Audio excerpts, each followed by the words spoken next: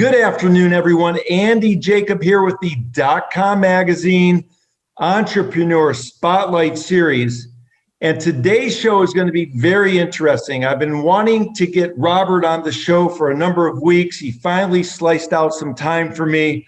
Mr. Robert Armstrong is the CEO of Appstem. And Appstem is really an amazing company. They build mission critical digital solutions for Fortune 500 brands and high growth startups. And they have a specialty in designing very, very innovative software for the companies that they do business with. And they specialize in building apps that people really can use. And what I really like about Appstem, and the reason I wanted Robert on the show today, is because the way in which they build these apps for their clients is very interesting, because they use decision-based research in everything they do. And it's a very innovative company. And Robert, welcome to the show today.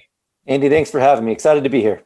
It's awesome. So let's pull the layer back a little bit. Let's talk about Appstem. There's a number of apps that you've built for very high profile companies that people watching probably have used your apps before. How did you start Appstem, and where did it all come from?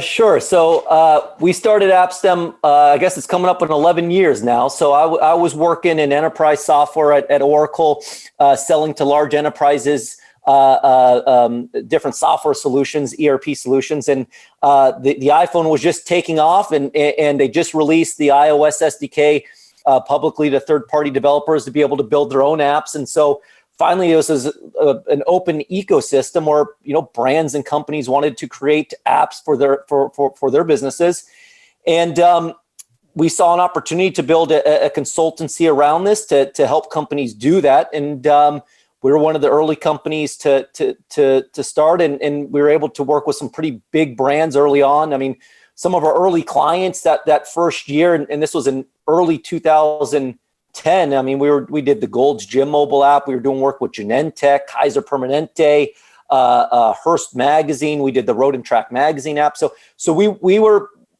kind of the specialists that were focusing exclusively on this, and it totally took off. It exceeded our expectations, to be quite honest. See, I love that. Now let's talk about a couple different tracks here, because obviously you help Fortune 500 brands, but you also help what we would consider high growth startups. So let's start with the high growth startups. How does it all work? How do they contact Appstem and they say, Robert, or a member of your team, they've got an idea, or they want to build something, or they want to do something? Sure. How do you help these founders get through the process so that they're able to build an app that actually works for the clients they're trying to serve? Sure. Yeah. So being based out of San Francisco, we're in the financial district. So downtown San Francisco, as you can imagine, there's a lot of startups, a lot of ideas, a lot of very early companies, and we'll help them build out their very initial product, whether it's a mobile app or a web app. And so they'll come to us and we'll help with everything from strategy and ideation. So, hey, maybe they have a problem they're looking to solve. And so we'll kind of consult with them and talk about that, the problem, how software is going to solve this problem, who we're trying to solve the problem for, and talk about the different demographics and user personas and things like this. And so we'll walk them through kind of this phase of strategy and ideation, that kind of scoping and requirements gathering. Then we'll go through the full UI, UX, the full design phase of wireframing, designing, and going back and forth to get the user interface design. And then we'll do all the development, front-end development, back-end development, whatever it is we're building, and we'll work with them. We'll do all the QA testing and everything. We'll help them launch the app, whether it's to the app markets publicly, whether it's to the internet with a web app. We'll help them with any ongoing support, maintenance, future updates, enhancements, whatever the product roadmap might be. But yeah, I think a lot of companies, particularly early stage startups, like working with us because it's pretty hands-on, and we'll walk them through that full life cycle to get the initial product to market and help them with future phases and things like this. See, I would imagine, Robert, as a startup company reaching out to someone like Appstem, and having an idea in my mind as an entrepreneur, but then being able to speak to you or a member of your team that has this multitude of experience, I would imagine part of what you do for these startups is not only build it for them, but also consult with them and share with them your expertise and ideas about what they can do to do even better in what they're trying to build. Is that sort of the whole idea behind Appstem? Oh, yeah, absolutely. I mean, we're definitely a boutique firm, and we do tout that we have all these services from a creative team and a development team and a QA team and project managers and everything to get it launched. But I think in working with a smaller team, we kind of tout that you have access to myself. I'm very involved with the projects, our creative director, our CTO. And so working on a smaller number of projects, you get definitely a higher touch point. And yeah, I mean, collectively, we've done over 200 mobile apps, probably an equal number of web applications. So over the last decade, we've worked with all major verticals and industries, size of companies, phase of companies. So there's definitely a collective knowledge there of our previous experience and technology stacks and frameworks and things that we've used. And we bring all that to any of the projects we work on to help accelerate those. You see, I love this, especially as a startup founder, continuing to talk about the startup or high growth startups. Oftentimes, startup entrepreneurs, they have an idea, but they need some experts in a particular tranche to bounce some ideas off of. And when it comes to the app or the application for their startup, whether that is the startup or part of their startup, they reach out to you because not only are you going to build it for them using decision-based research, but you're also going to say to them, hey, maybe you might want to think about doing it this way, or maybe you might want to think about doing it that way, and give them the reasons why they might want to look at their app in a little bit different light than when they originally made the contact with you. Is that sort of the approach that you have? Oh, absolutely. I think there's a lot of folks that come to us and definitely the entrepreneurs or even the larger companies we work with that they're experiencing a problem that they're looking to solve. And when we sit down collectively, us being kind of the technology experts, them being experts in their, given vertical in their business unit, whatever it may be. And so I think it's sitting down collectively and having those discussions, and we have a process, what we call our discovery phase. And our discovery phase is a workshop where we're sitting down together and we're talking about these problems and potential solutions, and how the end users trying to envision how they're going to use it. And so it's definitely a collective kind of research and assumptions that we come up together to come up with the best solution. We also get, with early stage startups or even larger companies come to us and they want all the bells and whistles in the first version. We want to build everything. And we want to satisfy every use case or edge case out there.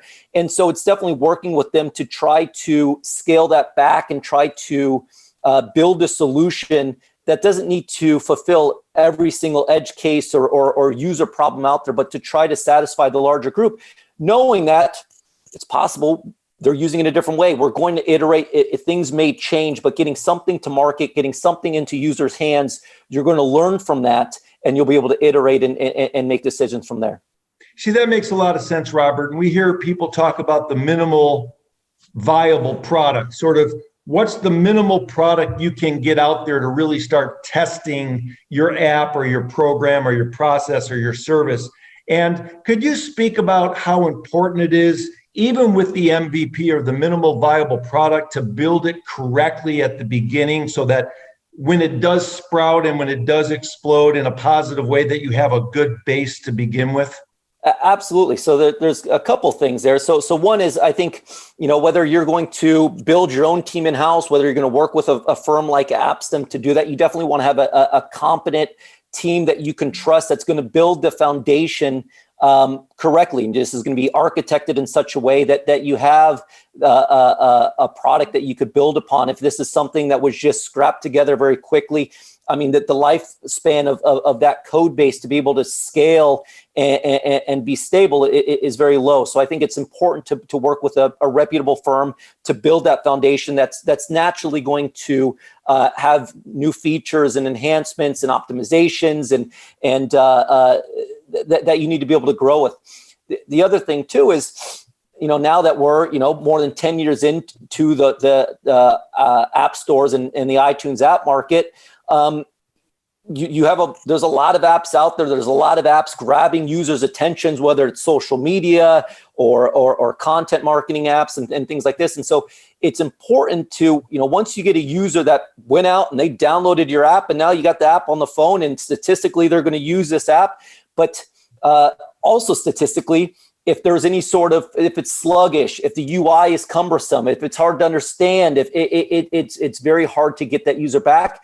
And from a statistical standpoint, it's very likely if they don't have a good positive experience on the first time, they'll never use it again. They'll delete it and you've lost that user for life. So it's important to provide not only from a functional, being a fast app, being something that from a technical standpoint is easy to use, but also from a user interface perspective, that it's a clean interface, you understand it the first time, and that it's not overly complicated.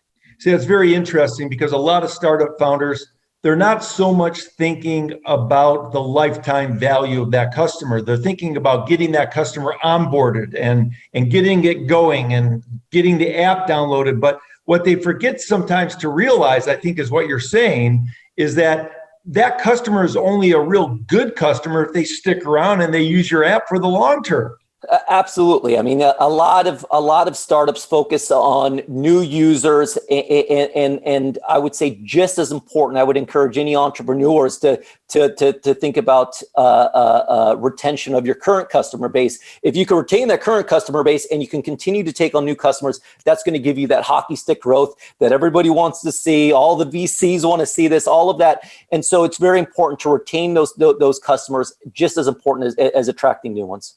That makes sense, Robert. Let's shift the focus a little bit to a company that's a little bit more mature.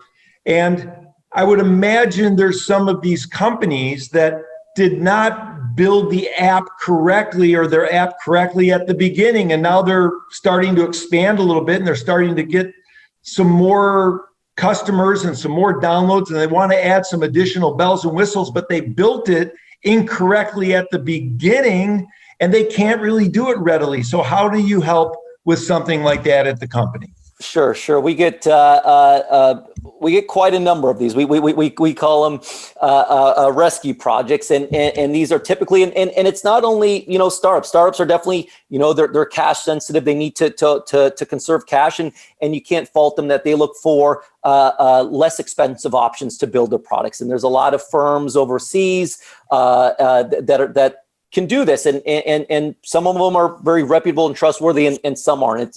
And to be honest with you, for those folks, I'm not sure how to tell the difference myself. But so we'll get folks that have tried to do this, whether it was a freelancer that they try to hire, whether they try to go overseas or offshore, and so they'll come to us and.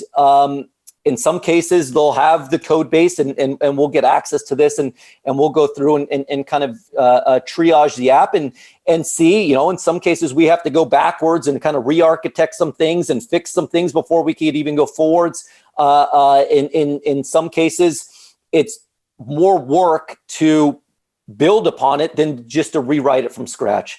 And so we've had different cases where we have had to rewrite apps from scratch, and we've done that for some large companies that it just made more sense, and it would have been more economical working with us to just build it from scratch and have that foundation to build upon.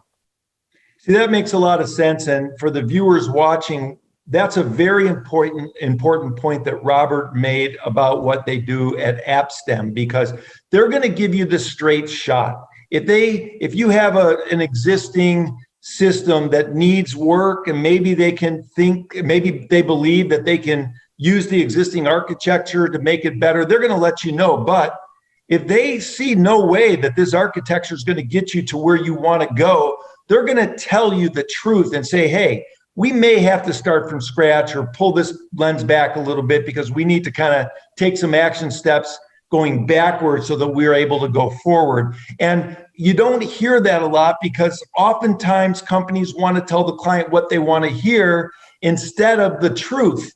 And that's what you get with Appstem. So whether you're a high growth startup or a startup that wants to be a high growth startup or a more evolved, mature company, when it comes to your apps, you want this straight shot from the expert. And Robert is somewhat known as a Zycus in the space. So I wanted to ask a few questions about where the app business is going. I mean, obviously we don't have a crystal ball, but I know you're thinking about it, Robert. Where do you think the whole app space is going to go from here? Yeah, so I think definitely, mobile apps, I don't think are going anywhere. I mean, they're increasingly popular. I think where you see a lot of apps, as far as consumer apps and then apps for different brands. I mean, what we're seeing, over the last few years is a lot of businesses are using mobile apps to be able to increase efficiencies in business processes using mobile and tablet devices.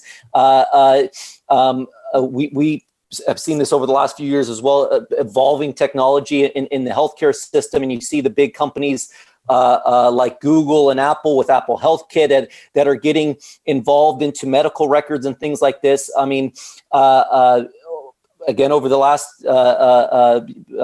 few years, you see the connected devices, smart devices with the IoT revolution, where now you have everything from your garage door to your, you name that household thing is now connected to the internet. And so you're going to see more and more of this stuff. There's a lot of opportunity that we see going into augmented reality, and with the new iPhone that they're just released with the LiDAR technology and the capabilities of making augmented reality even better with Apple's AR kit.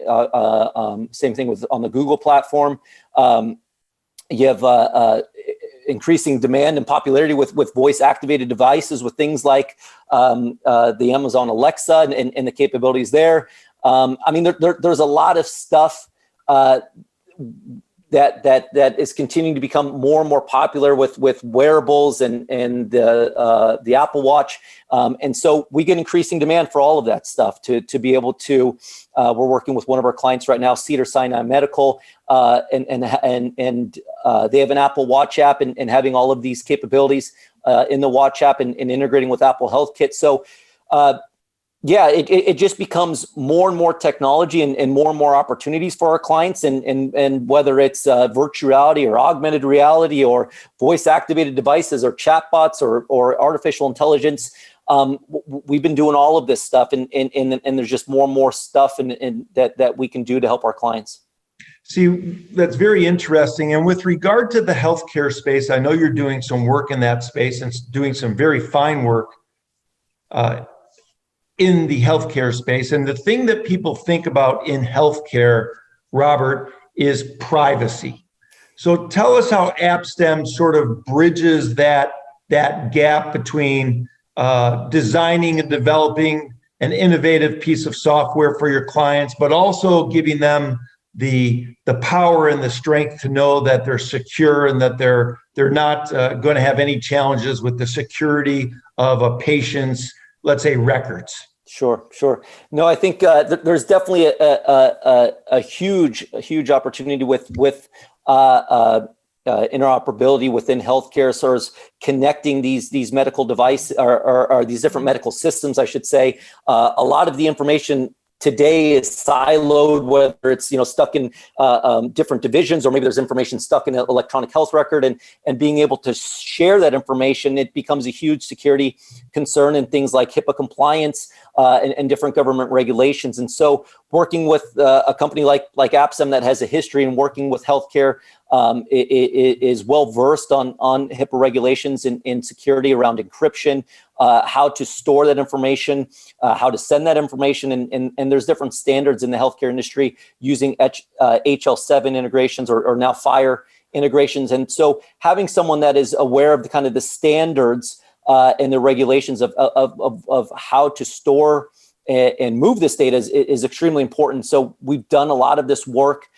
for some of our large healthcare clients, the Kaisers, the Cedars-Sinai's, Geisinger Health System, UC Davis Medical. So I think it's important having a partner that is trusted with this and has done this in the past.